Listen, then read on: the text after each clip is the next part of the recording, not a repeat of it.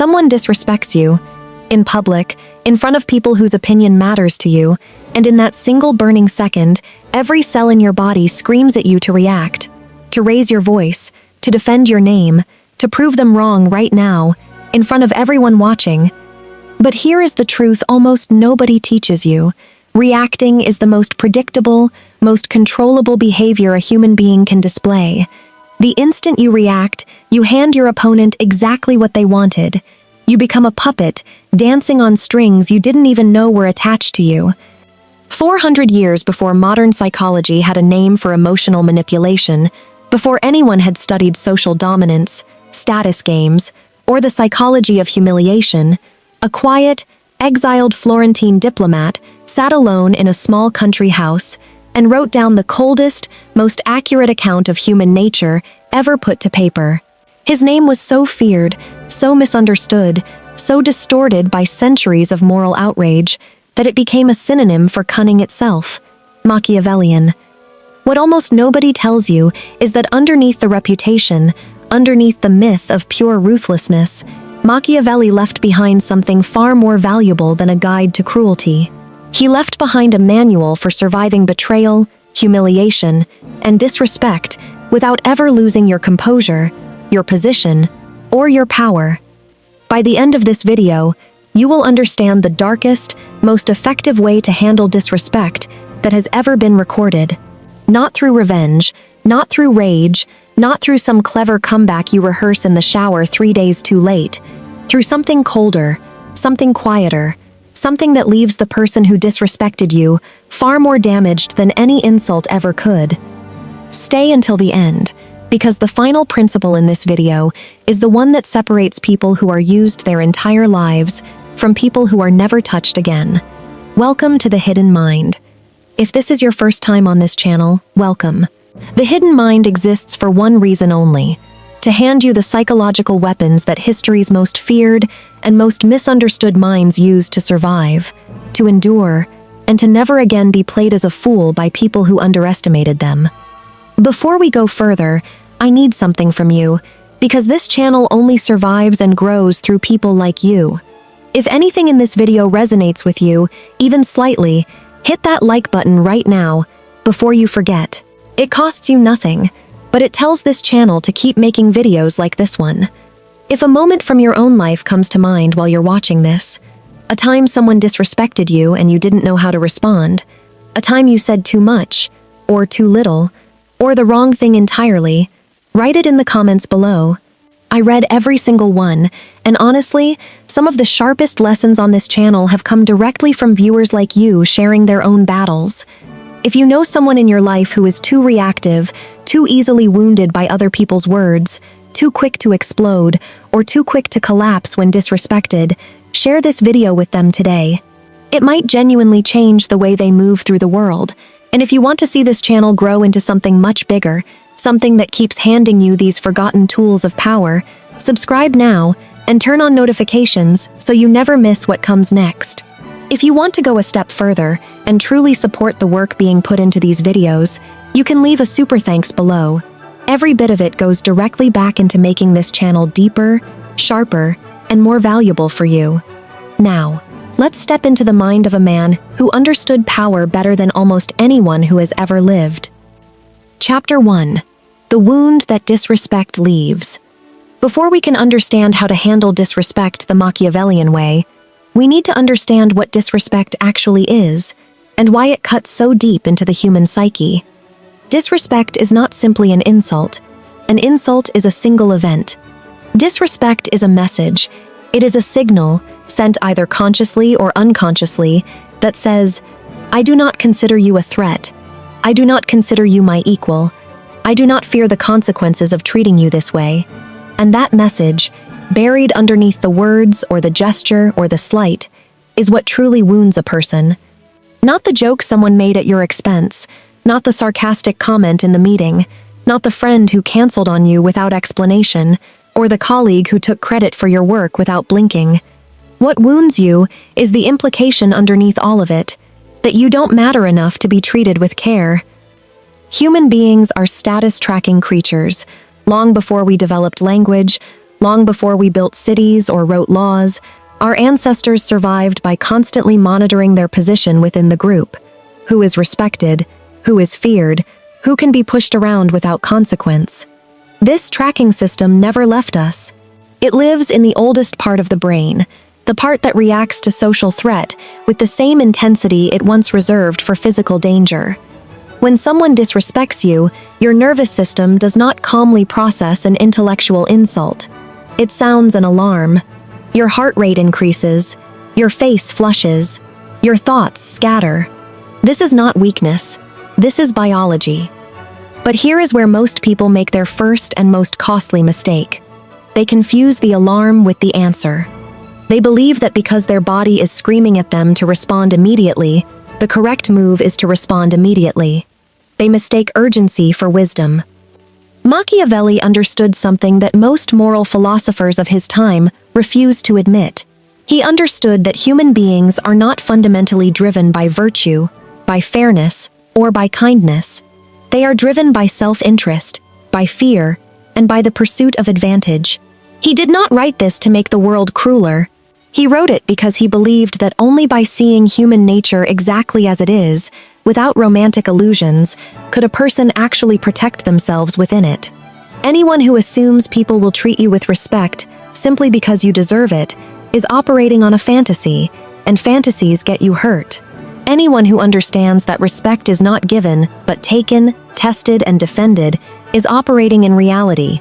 And in reality, the way you respond to disrespect in the first 60 seconds after it happens will often determine whether people continue disrespecting you for years or whether they never dare to do it again. This video is not about becoming cruel. It is not about becoming cold for the sake of coldness. It is about understanding the architecture of power well enough that no one can ever again treat you as though your reaction is something they can predict, control, or enjoy. Chapter 2: Machiavelli's unforgiving view of human nature. To understand how to handle disrespect the way Machiavelli would have handled it, you first have to sit with an uncomfortable idea. Machiavelli did not believe people were basically good. He did not believe that if you treated everyone with kindness, everyone would eventually treat you the same way in return. He watched the political landscape of Renaissance Italy, a world of shifting alliances, hired armies, poisoned wine, and betrayed friendships, and he concluded that most people, when given the opportunity and the safety to act selfishly without consequence, will do exactly that. This was not cynicism for its own sake. It was observation. Machiavelli spent years as a diplomat, sent to negotiate with kings, popes, and mercenary generals who smiled at him across the table while quietly calculating how to use him. He watched rulers rise to power through charm and fall through misplaced trust. He watched decent, well-meaning leaders lose everything because they assumed other people operated by the same moral code they did. And he watched ruthless, unsentimental leaders survive precisely because they assumed nothing of the sort. From this, Machiavelli built one of the most controversial ideas in the history of political thought: the idea that it is safer to be feared than to be loved, if a person cannot manage to be both. Not because fear is pleasant, not because cruelty is admirable, but because love is fragile. Love depends on the other person's goodwill, and goodwill can evaporate the moment it becomes inconvenient. Fear, on the other hand, is durable. It is built on the other person's calculation of consequences, and calculations of consequence do not disappear just because someone's mood changes. Apply this to disrespect, and something clicks into place. When someone disrespects you and faces no cost for it, you have just taught them, through direct experience, that disrespecting you is safe. You have handed them information more powerful than any insult they gave you, the information that there will be no real consequence. And human beings, whether they admit it or not, calibrate their behavior almost entirely around consequence. They do not treat people with respect, because respect is virtuous. They treat people with respect because disrespect has historically cost them something: a friendship, a reputation, an opportunity, a fight they didn't want to have. This is the first dark truth this channel wants you to sit with. Being kind, being agreeable, Being endlessly forgiving to people who disrespect you does not usually inspire them to treat you better. In many cases, it does the opposite. It confirms to them that you are safe to disrespect. Machiavelli would tell you, without apology, that the goal is never cruelty for its own sake. The goal is to make sure that anyone considering disrespecting you first has to calculate the cost. And the coldest, most effective way to raise that cost is not the one most people assume. Chapter 3: The Fox and the Lion. One of Machiavelli's most enduring images is the comparison between the lion and the fox. He argued that a ruler, and by extension, anyone who wants to survive in a world of competing interests, needs the qualities of both animals. The lion is strong, but the lion cannot detect a trap. The fox can detect every trap laid in its path, but the fox cannot fight off wolves. A person who is only a lion charges into every confrontation head-on, predictable, loud, easy to manipulate, because their reactions can be anticipated from a mile away. A person who is only a fox is clever, but has no real strength behind their cleverness, and eventually gets overrun by those who simply do not care about subtlety. The person who can handle disrespect in the most devastating way possible is neither the pure lion nor the pure fox. They are both deployed at exactly the right moment. Think about what happens when most people are disrespected. They become the lion instantly. They raise their voice. They snap back. They make a scene. And in doing so, they hand the person who disrespected them an enormous gift, a visible, public reaction that can be replayed, mocked, and used as evidence that they are unstable, overly sensitive, or easy to provoke. The lion who charges without thinking is not powerful. He is predictable, and predictability is the exact opposite of power. The fox, on the other hand, does something almost nobody expects. The fox does not react in the moment at all. The fox observes. The fox asks silent questions before doing anything.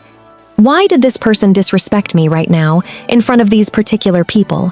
What do they gain from seeing me react? Is this a one-time slip, or a pattern I need to address? What outcome do I actually want here? Do I want them to feel embarrassed for 5 seconds, or do I want them to never attempt this again? Only after the fox has quietly gathered this information does the lion get permission to act. And when the lion finally does act, it is not a reflexive outburst. It is a calculated, controlled, and often quiet display of strength that leaves no doubt about where the boundary now sits. This is the essence of the darkest and most effective response to disrespect. Not silence forever, not explosion in the moment. A brief, disciplined delay, the fox gathering information, followed by a response so controlled, so deliberate, that it terrifies people far more than rage ever could. Rage tells people you have lost control. Controlled response tells people you were never out of control to begin with, and that should worry them. Chapter 4: Silence as the Ultimate Weapon. There is a particular kind of silence that unsettles people far more than any insult ever could. It is not the silence of someone who has nothing to say. It is the silence of someone who has clearly chosen not to say it. When you are disrespected and you respond instantly, you give away information. You reveal exactly how deep the wound went. You reveal what specifically bothered you, which tells the other person exactly where to aim next time. You reveal your emotional thresholds, your insecurities, your triggers, all of it, handed over for free in the heat of a single unguarded moment.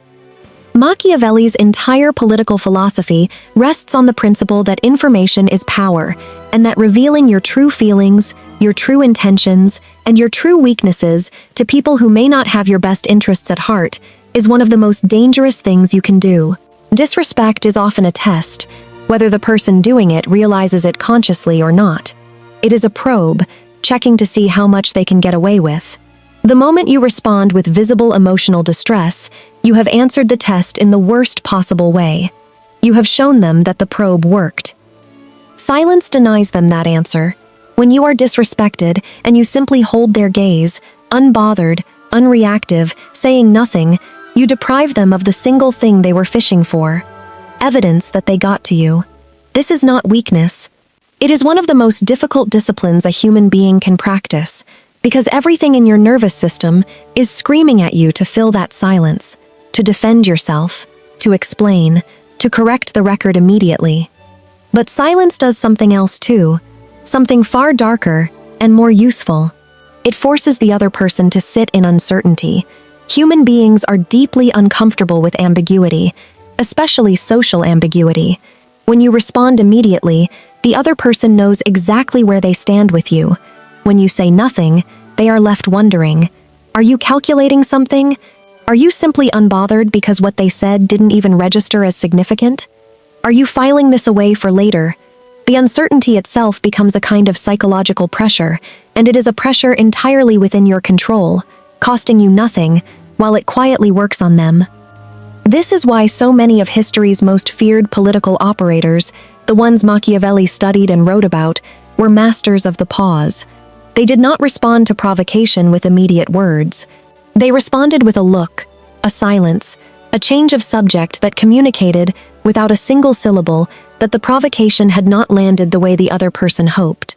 And then, days, weeks, or months later, when everyone else had forgotten the original disrespect, the response came, calculated, quiet, and impossible to trace back to a moment of wounded pride. Chapter 5. Never reveal the wound. There is a specific, almost universal instinct that betrays people the moment they are disrespected, and it has nothing to do with what they say. It is what their face does. It is the flush of heat rising up the neck. It is the eyes widening for a fraction of a second before narrowing. It is the jaw tightening, the breath catching, the shoulders pulling inward. Long before words are spoken, the body has already confessed everything. Machiavelli understood that in the world of political survival, appearances mattered as much as, if not more than, reality. He wrote extensively about the importance of a ruler appearing composed, appearing virtuous, appearing untouchable, regardless of the storm happening internally. This was not about dishonesty for its own sake. It was about recognizing a brutal truth, that people do not respond to your internal experience. They respond to what they can observe, and what they can observe, you have far more control over than you think. The person who wants to handle disrespect in the darkest, most effective way must learn to separate the internal experience of the wound from the external presentation of it. Feel whatever you need to feel. The sting is real. The anger is real. Nobody is asking you to become a robot incapable of hurt. But there is a profound difference between processing an emotion internally and broadcasting it externally for the benefit of the person who caused it. Think about what happens when someone disrespects you and you visibly react. The widened eyes, the stammer, the flush of red across your face. In that instant, you have handed them a trophy. Whether they intended cruelty or simply carelessness, they now have living proof, displayed on your own face, that their words carry weight over you. This proof will be remembered. It will be referenced, consciously or unconsciously, the next time they consider whether to disrespect you again. You have taught them, through irrefutable physical evidence, exactly how much power their words hold over your emotional state. Now imagine the alternative. Imagine receiving the exact same disrespect, and your face does not change. Your posture does not shift. Your voice, if you choose to use it at all, remains level, almost bored. In that single moment, you have denied them everything they were hoping to extract. Worse, from their perspective, you have introduced doubt. Did that not bother me? Am I less significant to them than I assumed? Have I misjudged this person entirely? This is not about suppression in the unhealthy sense, storing up resentment until it explodes later in some unrelated context. It is about timing and control. Process the wound later, privately, on your own terms, with people you trust, or through whatever healthy outlet serves you. But in the actual moment of disrespect, in front of the person who delivered it, give them nothing. The wound is yours. It does not belong to them, and you are under no obligation to let them witness it. Actor 6. The Art of Strategic Patience. Perhaps the single most misunderstood element of Machiavellian thinking is the role of time. Popular culture imagines Machiavellian figures as impulsive schemers, plotting instant revenge in the shadows. The truth, found throughout Machiavelli's actual writing, is almost the opposite. The figures he admired most were not the ones who acted fastest. They were the ones who could wait the longest. Disrespect creates urgency. It feels, in the moment, as though something must be done immediately, or the disrespect will somehow become permanent, will define you forever if it is not corrected right now. This feeling is almost entirely an illusion generated by your nervous system's threat response, and it is precisely the illusion that traps most people into reacting poorly. Strategic patience means recognizing that very few situations actually require an immediate response, and that the appearance of urgency is usually manufactured by your own anxiety rather than by the actual stakes of the situation. When you slow down, even by a few seconds, even by simply taking one breath before responding, you interrupt the automatic reactive pathway and give your more calculated strategic thinking a chance to catch up. But strategic patience goes far beyond a single pause in conversation. It extends across days, weeks, sometimes years. Machiavelli studied rulers who were willing to absorb an insult, a betrayal, even a public humiliation, and do absolutely nothing visible about it for an extended period of time. Not because they had forgiven it, not because they had forgotten it, but because they understood that the value of a response depends enormously on timing. Respond too early, while emotions are raw, and your response looks reactive, petty, easily dismissed as hurt feelings. Respond at the right moment, when circumstances have shifted in your favor, when you hold more leverage, more information, or more standing than you did in the original moment, and the exact same response becomes something else entirely. It becomes strategy. This is genuinely one of the darkest and most uncomfortable truths in this entire video, so sit with it for a moment. The people who are remembered as the most formidable, the hardest to disrespect twice, were rarely the ones who reacted fastest. They were the ones who could smile, nod, absorb the moment without flinching, and then quietly, patiently, wait for the correct opportunity to ensure the disrespect was never repeated, sometimes through nothing more dramatic than a complete and permanent withdrawal of access, warmth, or opportunity, delivered so calmly that the other person barely registers it as a consequence until much later. Patience, in this context, is not passivity, it is loaded stillness. It is the coiled position before a decision, not the absence of one. Chapter 7, Reposition, Do Not Retaliate. Most people, when disrespected, think in terms of retaliation. They want to say something cutting back. They want to embarrass the other person the way they felt embarrassed. They want, in some primal sense, to make the other person feel the exact sting they just felt. This instinct is completely understandable, and it is also, according to the Machiavellian framework, almost always a mistake. Retaliation keeps you locked in the other person's game. It requires you to operate on their terms, in their arena, using their tools, words, insults, public confrontation. Even if you win the exchange, even if your comeback is sharper than their original jab, you have still spent your energy proving something to someone who, deep down, may not even be worth the investment of your attention. Machiavelli's deeper lesson is not about winning an argument. It is about winning position. Instead of asking, how do I make this person regret what they said to me right now, the more powerful question is, how do I restructure my position, my access, my proximity to this person, so that their disrespect costs them something real, without me ever needing to say a single retaliatory word. This is where the darkest and most effective strategies actually live, because they are almost invisible to the person experiencing them. A rival who disrespects you does not need to be publicly humiliated in return. They need to slowly discover that the opportunities you used to offer them are no longer available. The warmth you used to extend is no longer there. The information you used to share, the introductions you used to make, the benefit of the doubt you used to give, all of it quietly, undramatically, withdrawn. No scene, no confrontation, no satisfying viral moment of you putting them in their place. Just a slow, cold recalibration of the relationship that leaves them fully aware that something has shifted, without you ever having to explain why. This approach terrifies people far more than a heated argument ever could, because there is nothing to argue against. You never said they were wrong.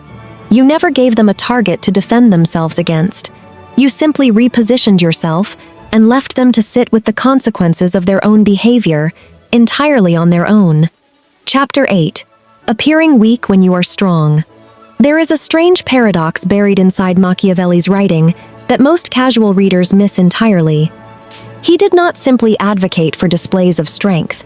In many situations, he advocated for the deliberate concealment of strength, arguing that appearing less powerful, less threatening, or less aware than you actually are can be one of the most effective defensive strategies available. Apply this directly to disrespect. When someone disrespects you and you respond with an immediate, sharp, obviously powerful counterattack, you reveal your full capability in a single moment. You show them exactly how quick your mind is, exactly how cutting your words can be, exactly how far you are willing to go when provoked. And once you have shown this, they will never be caught off guard by it again. They will prepare for it. They will adjust their future behavior specifically to avoid triggering that particular response, which means, ironically, you have handed them a map to avoid your strongest weapon. The person who wants to hold power over the long term does something far less satisfying in the moment, but far more devastating over time. They allow the disrespect to appear as though it landed, as though it worked, as though there will be no consequence at all. They let the other person believe they got away with it completely. And in doing so, they preserve the full element of surprise for whenever they eventually decide to respond. This is deeply uncomfortable advice, because it requires tolerating the appearance of weakness, even humiliation, for a period of time, purely as a strategic choice. It requires resisting the very human urge to prove, immediately, that you cannot be pushed around. But Machiavelli understood something that impulsive people never grasp, that the appearance of weakness, deliberately chosen and fully controlled, is not weakness at all. It is one of the most sophisticated forms of strength that exists, precisely because almost nobody can tell the difference between the two until it is far too late for them. Chapter 9. Controlling the narrative. Disrespect rarely happens in a vacuum. It happens in front of an audience. Co-workers, friends, family members, strangers watching a public interaction unfold. And one of the most overlooked elements of handling disrespect effectively is understanding that the audience's perception of what happened often matters more than the disrespect itself. Machiavelli was relentlessly focused on perception. He argued that how a ruler appeared to the public mattered as much as how the ruler actually governed, because most people never witness the private reality of leadership. They only witness the performance of it. The same principle applies to your reputation among the people who watch how you handle conflict. When you are disrespected in front of others, and you respond with composure, with a level voice, with a subtle refusal to be rattled, something remarkable happens in the minds of everyone watching. They do not remember the disrespect nearly as vividly as they remember your response to it. Your calm becomes the story. Your control becomes the takeaway. Meanwhile, the person who disrespected you, having failed to provoke the reaction they wanted, often appears smaller, pettier, more exposed than you do, simply by contrast. This is one of the darkest tools available to anyone navigating social conflict, because it requires almost no direct action against the other person at all. You do not need to insult them back. You do not need to expose their flaws. You simply need to control your own presentation so completely that the audience's attention shifts naturally toward how unaffected you appear, and away from whatever they were hoping to achieve. In front of an audience, restraint reads as power. Explosion reads as loss of control, regardless of who was originally in the wrong. Over time, this becomes a reputation. People begin to know, without ever being told explicitly, that disrespecting you does not produce the satisfying reaction it produces with other people. And reputations, once established, do a tremendous amount of protective work on your behalf, without you having to lift a finger in most future encounters. Chapter 10. The cold, calculated response. Everything discussed so far in this video builds toward a single, unified method, one that Machiavelli's writing, and the political world he studied, returns to again and again. It is not silence forever. It is not passive endurance without end. It is what we might call the cold, calculated response, and it operates in 3 distinct phases. The first phase is absorption. In the immediate moment of disrespect, you absorb it without visible reaction. No wounded expression. No defensive words. No immediate retaliation. You simply receive the moment, note it internally, and continue as though it has not derailed you. The second phase is evaluation, which happens privately, away from the person who disrespected you, on your own timeline, without pressure. In this phase, you ask the harder questions. Was this a genuine pattern of disrespect, or an isolated moment born from someone else's bad day that has nothing to do with you? Does this person hold enough significance in your life to warrant any response at all, or is silence and quiet distance the more efficient answer? What outcome do you actually want? An apology, a shift in behavior, complete removal of this person from your life, or simply the internal knowledge that you handled it with dignity? The third phase is execution, and this is where the coldness truly lives.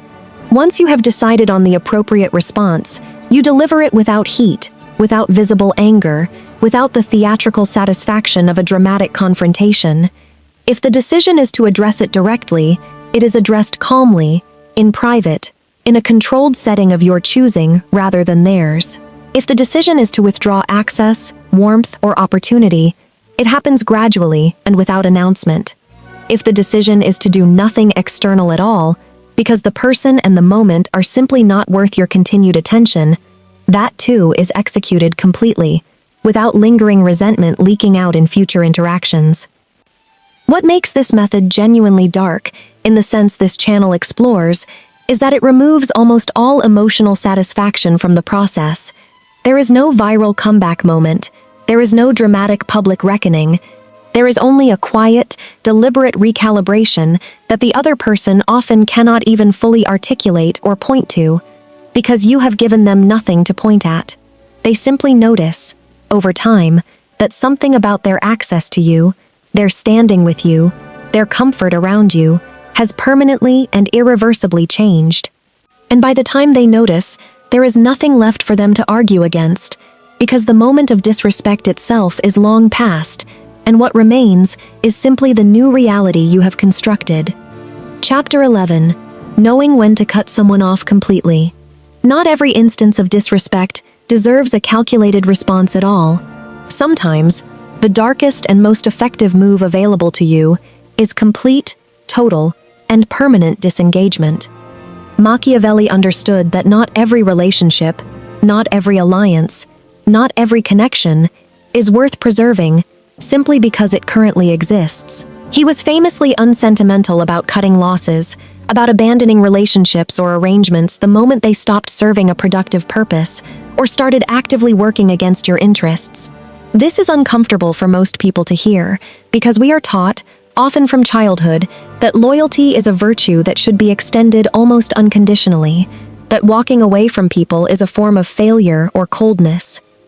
But consider the pattern of a person who disrespects you repeatedly, who shows through consistent behavior that they do not value your boundaries, your time, or your dignity. Continuing to invest energy, patience, or emotional labor into that relationship is not virtue. It is often simply a failure to recognize that the relationship has already ended in every meaningful sense, except on paper. The darkest response to chronic disrespect is frequently the simplest one: silent, complete withdrawal. No dramatic final confrontation. No speech explaining exactly why you are leaving. No opportunity for them to argue, negotiate, or manipulate their way back into your good graces. Simply a clean, quiet exit, executed on your terms and your timeline, leaving them to draw their own conclusions. This terrifies certain kinds of people far more than confrontation ever could, precisely because it denies them the drama they may be seeking, consciously or unconsciously. Some people who disrespect others are, in a strange way, looking for a reaction, any reaction, because a strong emotional reaction, even a negative one, confirms that they still hold power over you. Complete, calm disengagement confirms the opposite. It tells them, without a single word, that they have lost their grip entirely. Chapter 12. turning disrespect into fuel. There is a transformation available to anyone who has ever been disrespected, and it is one of the more genuinely useful, if uncomfortable, lessons buried inside Machiavellian thought. Disrespect, properly processed, does not have to remain a wound. It can become information, and information can become fuel. When someone disrespects you, they are, often without realizing it, revealing something valuable: their own insecurities, their own fears, their assumptions about where you rank in their mental hierarchy of people worth respecting. This is data, painful data certainly, but data nonetheless, and data can be used. Instead of allowing a moment of disrespect to simply hurt you and then fade into vague, unresolved resentment, the darker and more productive path is to extract the lesson embedded inside it. Did this person underestimate your competence? Then let that underestimation become the quiet motivation behind work, so undeniably excellent that it becomes its own response, requiring no confrontation at all. Did this person disrespect your boundaries? Then let that moment sharpen your ability to recognize, earlier and more clearly, which relationships in your life require firmer boundaries going forward. Did this person publicly embarrass you? Then let the memory of that discomfort become the exact reason you build a level of composure and self-possession so complete that it becomes nearly impossible to embarrass you again. Machiavelli's political subjects who survived the longest were rarely the ones who never experienced betrayal or disrespect. They were the ones who metabolized it, who used every humiliation as raw material for becoming harder to humiliate the next time. This is not about becoming bitter. Bitterness keeps you tethered to the original wound, replaying it endlessly without extracting any value from it. This is about becoming refined, using the friction of disrespect the way pressure creates a diamond, slowly, uncomfortably, but with a result on the other side that is measurably stronger than what existed before. Chapter 13. The Danger of Unnecessary Cruelty. It would be a mistake, and a misrepresentation of Machiavelli's actual writing, to suggest that the goal here is simply to become as ruthless as possible toward anyone who disrespects you. Machiavelli himself warned repeatedly against unnecessary cruelty, not out of sentimentality, but out of pure strategic calculation. He understood that excessive, unpredictable, or disproportionate retaliation creates enemies, invites future retaliation, and damages your reputation among people who were never involved in the original conflict at all. This matters enormously for anyone applying these principles to real life. The goal of everything discussed in this video is not to become someone who destroys anyone who slights them in even the smallest way. That path leads not to power, but to isolation, paranoia, and a reputation as someone unstable and unsafe to be around. The goal is precision, controlled, proportionate, strategically timed responses that protect your dignity and your position without escalating conflicts far beyond what the original disrespect actually warranted. A single careless comment from a stranger rarely deserves the full weight of the strategies discussed in this video. A pattern of calculated, repeated disrespect from someone who should know better is a different matter entirely. Part of the discipline this channel is asking you to build is not just the ability to respond coldly and effectively, but the wisdom to know when a response is even necessary at all, and when simply letting something go, without resentment, without a need for consequence, is the more powerful choice available to you. The darkest minds in history were rarely the most reactive. They were the most selective. They chose their battles with extraordinary care, understanding that every confrontation, even a successful one, costs energy, attention, and social capital. Spend those resources wisely, and people begin to understand, almost instinctively, that when you do choose to respond to something, it is significant, and it should be taken seriously. Chapter 14. Building an Aura of Untouchability. Everything in this video ultimately builds toward a single outcome, one that Machiavelli would have recognized immediately as the true objective behind all of this careful strategy. It is not about winning any single confrontation. It is about becoming the kind of person who is simply no longer considered a safe or satisfying target for disrespect in the first place. This aura is built slowly, through repeated demonstrations of the principles discussed throughout this video. Every time you absorb a moment of disrespect without visible reaction, you add a small brick to this wall. Every time you respond with calculated patience rather than immediate emotional reactivity, you add another. Every time you reposition instead of retaliate, control the narrative through composure rather than defensiveness, or execute a quiet, dignified withdrawal from a relationship that no longer deserves your investment, you strengthen a reputation that, eventually, precedes you into every room you enter. People talk. Whether you intend it or not, the way you handle conflict becomes known within your social and professional circles. And once you become known as someone who does not provide the satisfying, chaotic reaction that many people who disrespect others are secretly hoping for, you become, quite simply, less interesting to disrespect. The psychological reward that motivates a great deal of casual disrespect and testing behavior disappears when the target refuses to provide it. This is the darkest and most genuinely powerful outcome available through everything discussed in this video. Not a single perfect comeback, not one satisfying moment of revenge, a permanent, structural shift in how people perceive you, built patiently over time, until disrespecting you simply stops being worth the effort for almost everyone who might otherwise consider it. Chapter 15. How to apply this starting today. Understanding these principles intellectually is only the beginning. The real transformation happens when you begin applying them, deliberately and consistently, in your actual daily life. So let's break this down into something practical. The next time you feel the sting of disrespect, whether it is a dismissive comment from a coworker, a sarcastic remark from a family member, or a public slight from someone you barely know, practice the pause before anything else. Even a single breath, even 3 seconds of silence before you respond, interrupts the automatic reactive pathway and gives you access to more strategic thinking. This is the foundation everything else is built on, and it is a skill, which means it improves with deliberate practice, not something you either have or don't have.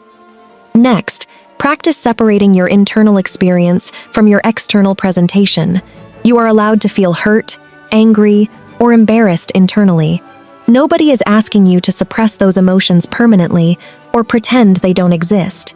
But train yourself to process them privately, later, rather than broadcasting them in real time to the person who caused them. Journal about it if that helps you. Talk it through with someone you trust. But in the moment itself, practice keeping your face, your voice, and your posture steady, even when everything inside you wants to react. After that, build the habit of asking the evaluation questions before deciding on any response. Is this a pattern or an isolated incident? Does this person and this relationship warrant my continued investment and attention? What outcome do I actually want here? These questions slow down the process just enough to move you out of pure emotional reactivity and into genuine strategy. When you do decide a response is warranted, practice delivering it without heat. This takes real practice, because our instinct is to let our anger fuel our words, believing that intensity equals conviction. In reality, a calm, level, unhurried response almost always lands with more weight and more authority than an emotional outburst, precisely because it signals genuine control rather than a temporary loss of it. And finally, give yourself permission to walk away from relationships and situations that show a consistent pattern of disrespect, without needing a dramatic final confrontation to justify the exit. You do not owe every person in your life an explanation for why you are choosing to protect your own peace. Sometimes the most powerful, most Machiavellian move available to you is simply, quietly, no longer being available. None of this happens overnight. These are skills, built through repetition, through catching yourself in the old reactive pattern and consciously choosing the new one, over and over, until eventually, the calm, calculated response becomes your default rather than something you have to force yourself into. But every single person who has ever built a genuine reputation for being difficult to disrespect started exactly where you are right now, practicing the pause, one uncomfortable moment at a time. Disrespect will always find you. It is woven into the fabric of human interaction, an inevitable byproduct of a world full of people testing boundaries, protecting their own status, and occasionally simply having a bad day that spills over onto whoever happens to be nearby. You cannot control whether it happens to you. What you can control, completely and entirely, is what you do in the space between the moment it happens and the moment you respond. Machiavelli did not leave us a guide to becoming cruel for the sake of cruelty. He left us something far more valuable and far darker in its honesty. A clear-eyed account of human nature exactly as it actually operates, stripped of comforting illusions, along with a blueprint for protecting your dignity, your position, and your peace within that reality. The silence instead of the outburst. The patience instead of the impulsive strike. The repositioning instead of the retaliation. The controlled response instead of the emotional confession written across your own face. These are not weaknesses. They are the coldest, most effective tools ever recorded for making sure that the next time someone considers disrespecting you, some quiet part of them hesitates first. If this video gave you something real to carry into your own life, do not let it disappear the moment you close this tab. Hit the like button right now, before you move on to whatever comes next. It is a small action for you, but it makes an enormous difference in helping this channel reach more people who need to hear exactly this. Drop a comment below and tell me which principle in this video hit hardest for you, or share a moment from your own life where you wish you had known this sooner. I read every comment, and this channel grows sharper because of the conversations that happen down there. If someone in your life comes to mind while watching this, someone who deserves to hear it, share this video with them directly. And if you want to keep receiving these forgotten tools of power, psychology, and self-protection, subscribe to The Hidden Mind right now, and turn on notifications so you never miss the next one. If you want to go a step further and directly support the work that goes into researching and producing these videos, consider leaving a super thanks below. Every contribution, no matter the size, goes directly back into making this channel better for everyone watching. Until next time, remember this: the loudest reaction is rarely the most powerful one. The coldest, quietest, most controlled response is the one that is remembered, and the one that ensures it never happens again. This has been The Hidden Mind. Stay sharp, stay silent when silence serves you, and never again let anyone see exactly where it hurt.